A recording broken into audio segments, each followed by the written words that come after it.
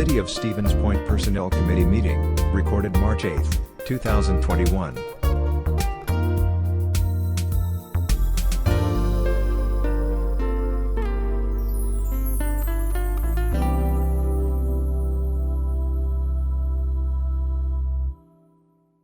Thank you. Before we move on to the next meeting, I just want to remind everyone that the chat should be used to acknowledge or request being recognized by the chair.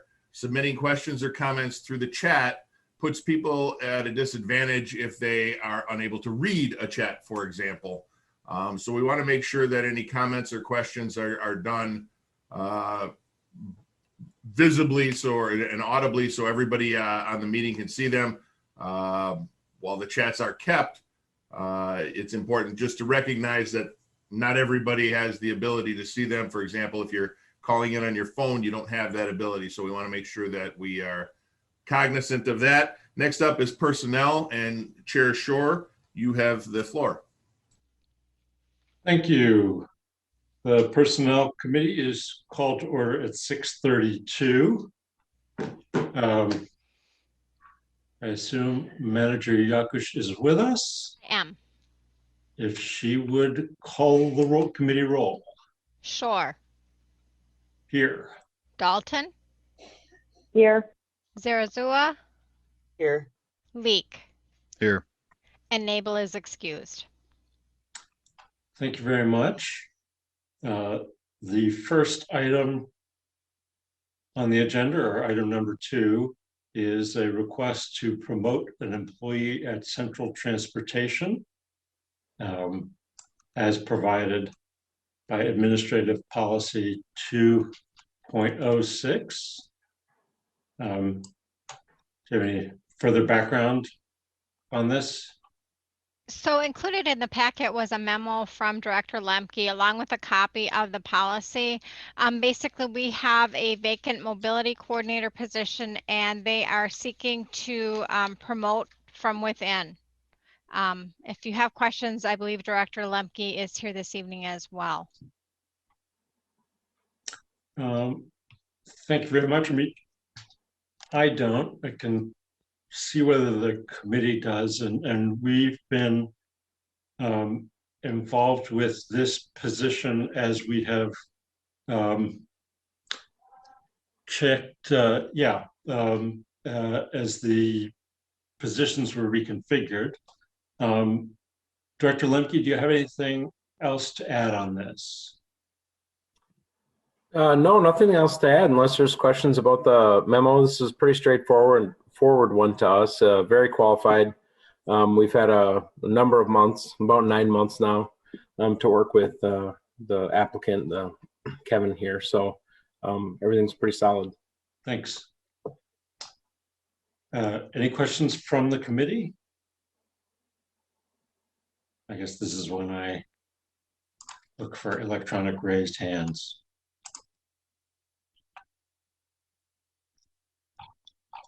Any questions from anyone else? Again, scanning to make sure. I should change my view to show everybody. Okay, there we go. Seeing none, hearing none. Committee, what are your wishes? This is Zarazua. I would move to approve the request to promote the employee at Central Transportation per administrative policy as listed. Moved by Alder Zarazua and seconded by Alder Dalton. All those in favor, please unmute yourself and indicate by saying aye. Aye. Aye. Aye. Any opposed or abstaining? Hearing none, that is approved.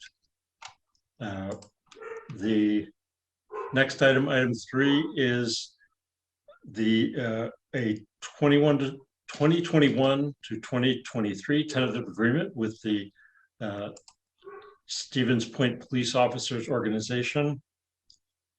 I assume tentative pending council approval. Am I right about that? Correct. So the union has already voted to approve the tentative agreement.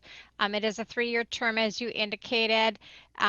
We feel that both parties got items that they really wanted to get. I know there were some parts of it that were important to the comptroller treasurer. Some portions of it were important to the interim chief.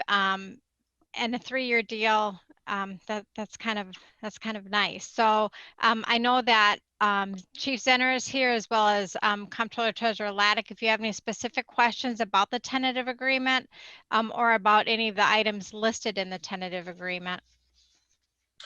Thank you, Manager Yakush. Controller Treasurer Laddick, and then Acting Chief Zenner, if before we have any questions, if there's anything you'd like to point out or highlight. Corey?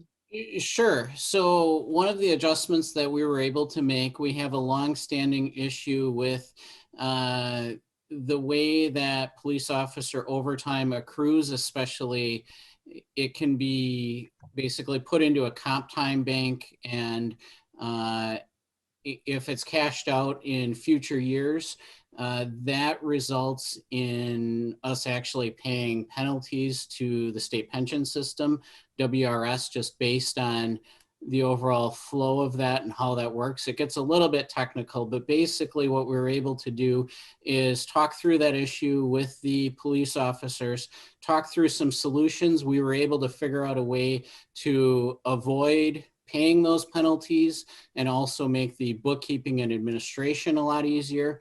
And what that meant is that we were able to bring some more money to the table to provide an extra bump in some of the wages. So overall, it was a win-win for both the city and for the police officers.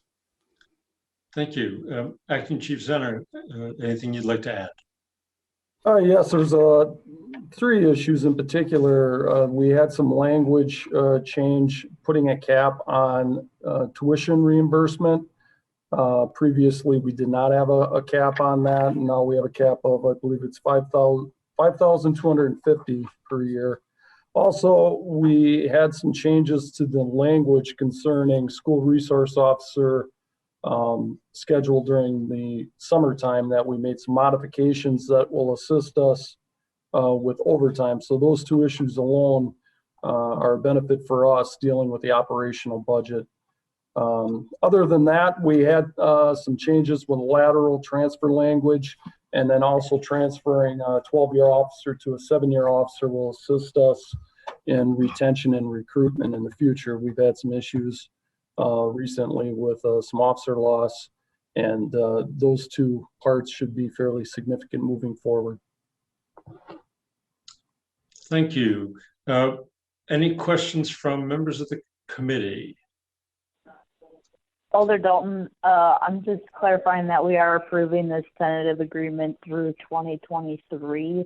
The agenda says 2021 through 2021. Oh, okay. Thank you for that. I think there might have been a correction made already. Yes, there was a correction made that I had sent out after this. Right. It is through 2023. That is correct. And the action this evening would be to recommend ratification. It's the full city council that would actually ratify. So this will appear on the council agenda as a separate item, not under the consent. While we're on the subject of term, and just so in our own minds, like we have a sense of how everything is synchronized or sequenced, the other bargaining units come up when in terms of time frame? Sure. So we are currently in negotiations with the Central Transportation Unit. Their contracted ended December 31st of 2020. The fire union contract ends December 31st, 2021. So we'll start bargaining with them probably this coming fall. Thank you. Other questions from other committee members? From other alders?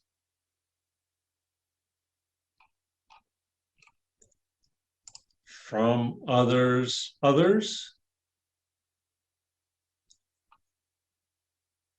Seeing none, I would entertain a motion.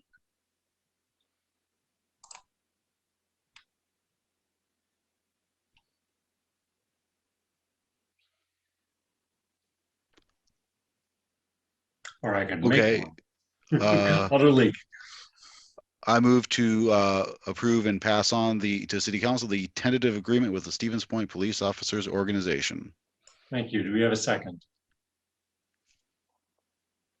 Alder Dalton, I'll second. Zara, I'll second. Thank you. I'll give that to Alder Dalton. Sorry about that. Do we need a roll call vote? Well, no. Okay. Don't forget to unmute yourself. All those in favor signify by saying aye. Aye. Aye. Any opposed or abstaining? And that recommendation is approved. Item number 4 is to conduct a new survey, which we have to do periodically to update our pay plan. Lisa, do you have anything you want to add on that? So I did have a memo included in the packet with regard to this item, and you are exactly correct, Alder Shore. We need to continually work at making sure that our pay rates are fair and equitable, just as with the labor agreement that you just approved the tentative agreement for.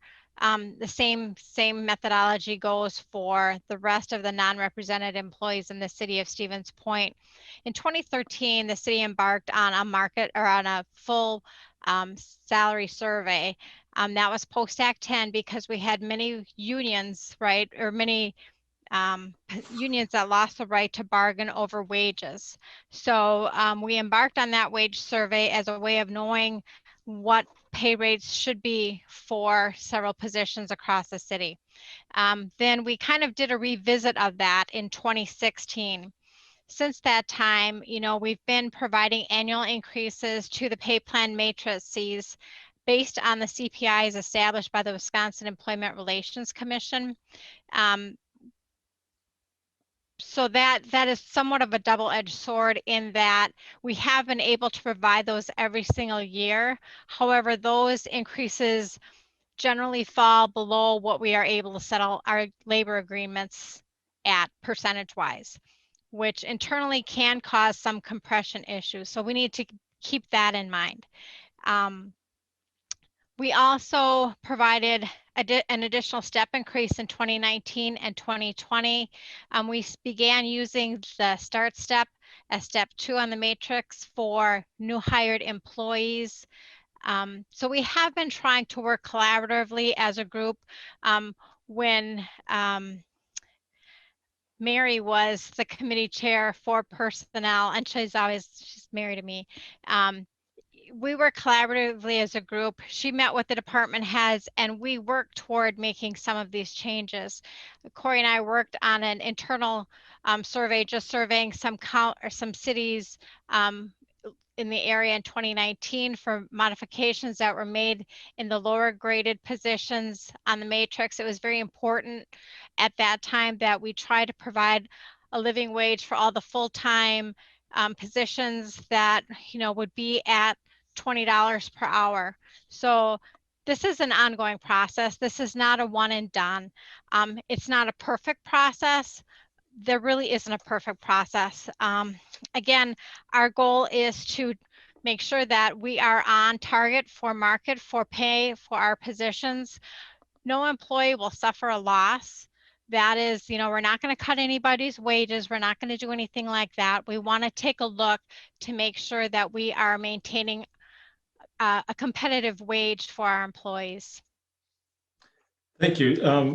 No, those are important points. One, that it's not that we haven't been making some increases for the employees. We have, as Lisa just explained, but so have other local governments. And in order to, so that we aren't making our decisions in isolation, and so that we are confident about being competitive with other local government employers in the state, we need this. We need a firm to check that out for us. So let me turn to the committee and see if anyone has questions.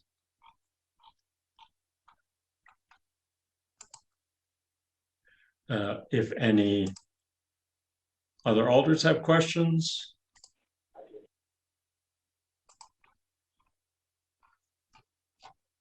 Or if, President Johnson, yes. Thank you, Mr. Chair. And thank you, Manager Yakush. I appreciate the work that'll go into this. This is one of my frustrations, though, is we're going to go out and do a survey and find out that in some cases we are well below. For example, we have worked on this and explored this a bit. Equipment operators at other municipalities are being hired starting much higher than us. And if you go to the private sector, of course, they're making much, much more. So this isn't a question necessarily, it's just a rant because I see these wage surveys come out and then we go, well, we're doing okay, but we really can't give you any more because there isn't any more money. And even though we may not be at market or be competitive with Wisconsin Rapids or Marshfield or Superior or Appleton, never are we going to be competitive with the private sector. It leaves employees frequently feeling a little let down. So it is a frustration. It would be great to be able to actually, instead of being mid-range, be the preferred employer that everyone in Wisconsin wants to flock to. So just my take on wage surveys. Thank you. No question about it.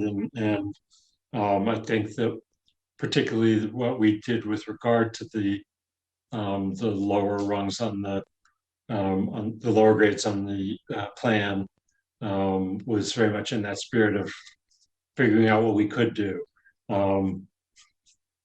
Of course, what we always try and do, in the big picture, longer term, is we're trying to grow the base so that councils who come along after us do not face quite as hard choices as we do. Yes, please, Comptroller Treasurer.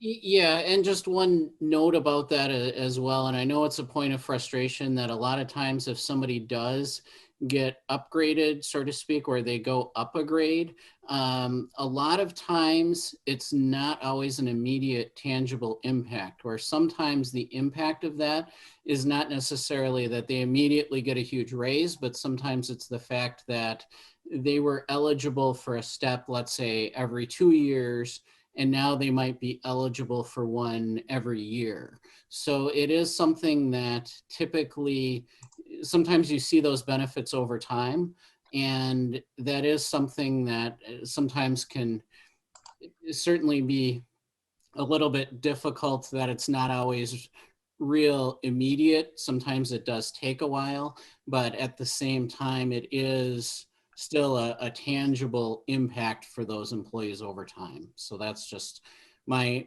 thoughts into that.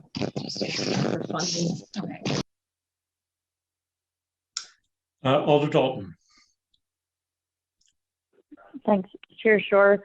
I guess with reference to that particular example where when people are put into a higher grade, I guess my recollection is that often the steps are spaced out further the higher that you are moving in the pay grade, so that your pay wage is increasing, it kind of eventually plateaus and hits a shallower curve.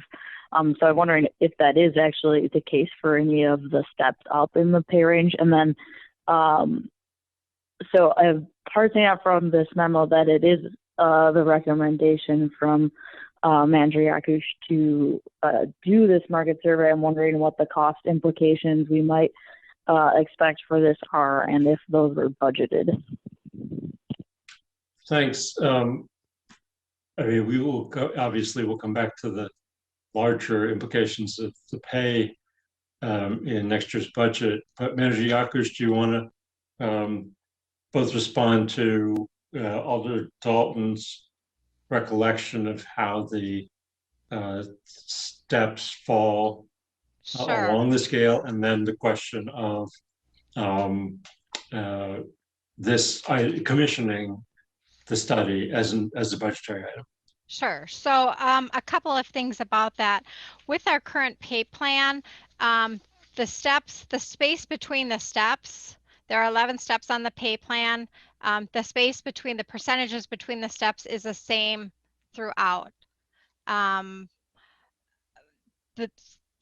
The rapidity or the frequency of the steps changes. 1 through 6 are annual steps, and actually we don't use step 1 anymore. So 2 through 6 are annual, and then it goes to every 2 years, and the last 3 steps are every 3 years. So the spacing of the steps at the end or towards the end of your career isn't as rapid. With regard to the cost, that item is actually on the Finance Committee agenda this evening. And I think Corey included in his packets some documentation on what the cost will be. So I'm just looking through that packet. Right. No, I did see that in the Finance Committee packet. Yep. And you know, money is obviously budgeted, or in the budget. There is money available in the budget for that, or Corey and I wouldn't have recommended moving forward at this point. Right? I mean, so should we have Corey address this or hold it for the other committee? You're right. We can discuss that later, Chair Shore. Okay. Thank you for the reminder. All right. And if the Personnel Committee, you know, does move to approve this, one suggestion would be that you might want to approve it contingent upon the approval of the Finance Committee.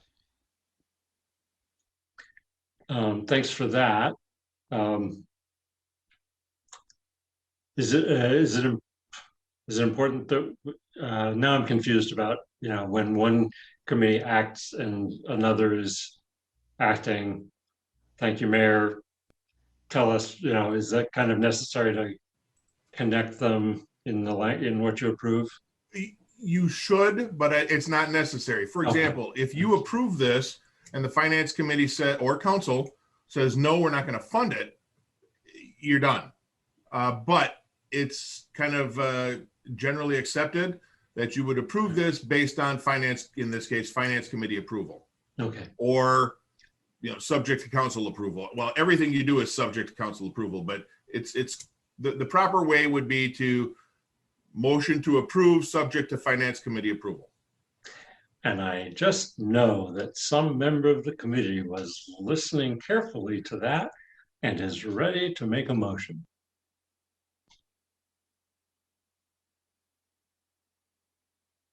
This is Zarazua. I will move to approve the request to conduct a pay plan market survey update contingent on Finance Committee approval.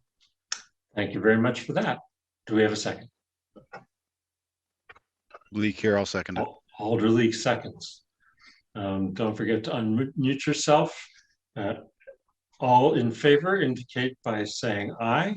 Aye. Aye. Any opposed or abstaining? And that recommendation is approved.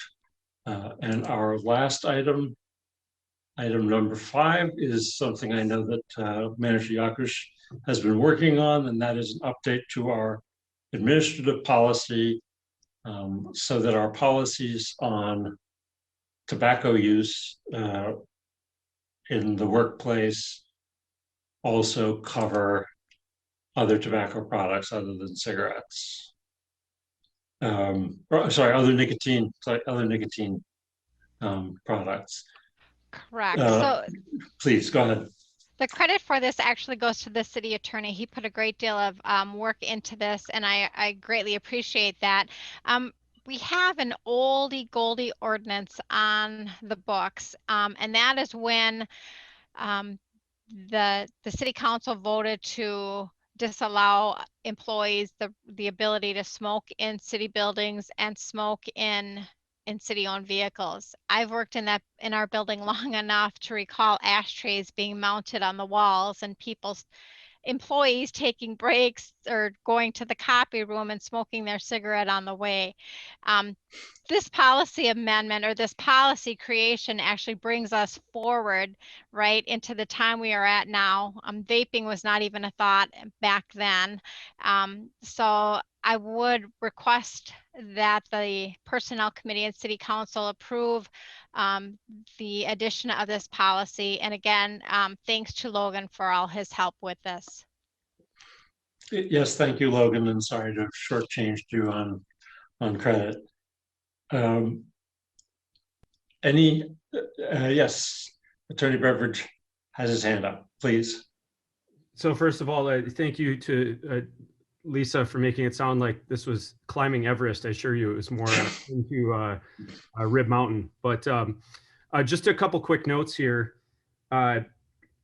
Alder 00 had reached out to me via email this evening, and she mentioned she had looked up the statutory references in there and noted correctly that the definitions there do not include cigarettes, which is actually intentional because there are other provisions in the statute that govern cigarettes.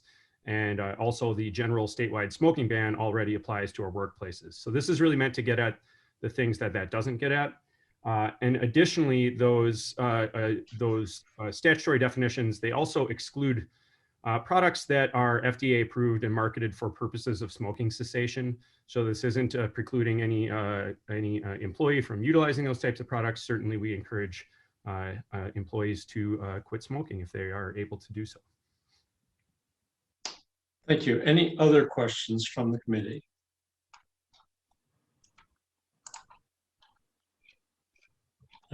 Any questions from other alders? Any questions from anyone? So, Chair Shore? Yes, please, Alder Nebo. I have a question. I wonder why people that chew tobacco get a pass on this, because chewing tobacco is just as bad. The smokeless tobacco, snuff, chewing tobacco, those kinds of things are just as bad. So I just wonder why. Anyway, being a former smoker, I think it's a really good idea. Right. I don't think it's a pass. And Mayor Wiesa and then Attorney Beveridge. It is definitely not a pass, and I think that's what the attorney was going to tell you. That's part of the reason we're doing this is smokeless tobacco, vape, and other smoke or smokeless tobacco and nicotine products. So chewing tobacco would be prohibited here.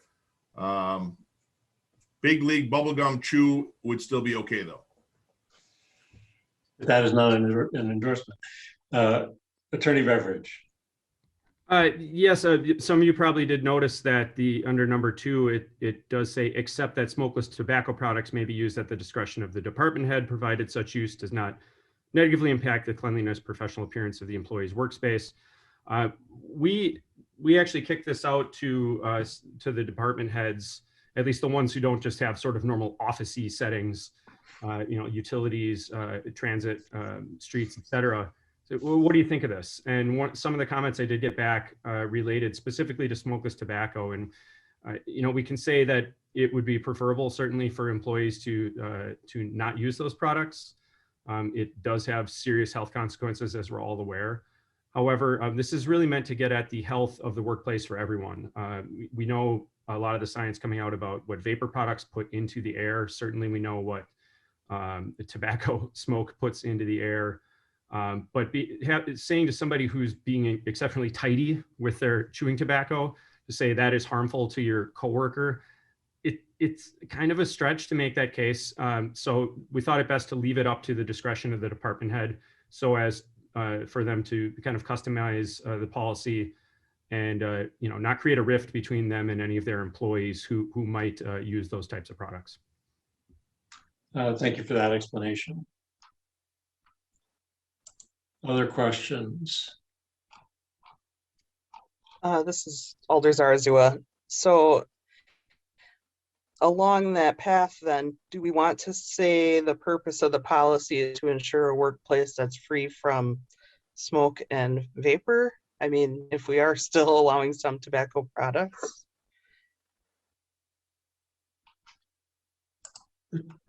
Attorney Beveridge, would you like to address that? In general, I don't get too particular about the purpose and need statements included in ordinances and policies, unless it's something where the overall underlying authority to even regulate in that sphere is questionable. If you're talking about constitutional issues and you want to drive home the point of here's why we're doing this in order to set up a potential argument to ward off a constitutional attack to the underlying authority. But for something like this, it's very clearly established we have the authority to regulate the use of these types of things in the workplace. So the wordsmithing there, if there's some mild inconsistencies between it and the actual underlying policy, I think that's more of a style and preference type thing rather than an actual legal issue. So Alder Zarzua, would you be comfortable letting the rules in that case speak for themselves? Or yeah, okay. Yes, I'm fine with that. Very good. So I guess I would entertain a motion then.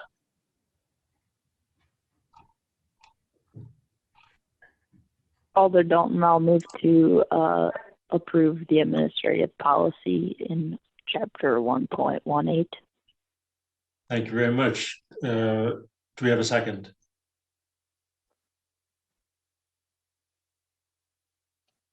Zarzua, I'll second. Alder Zarzua seconds. All in favor, please signify by saying aye. Aye. Aye. Aye.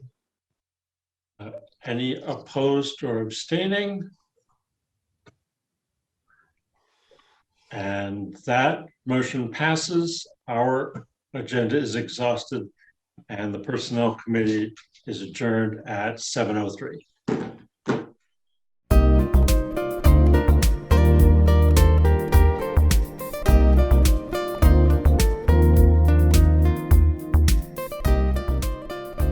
A video of this meeting is available for viewing on the city's website, stevenspoint.com/videos.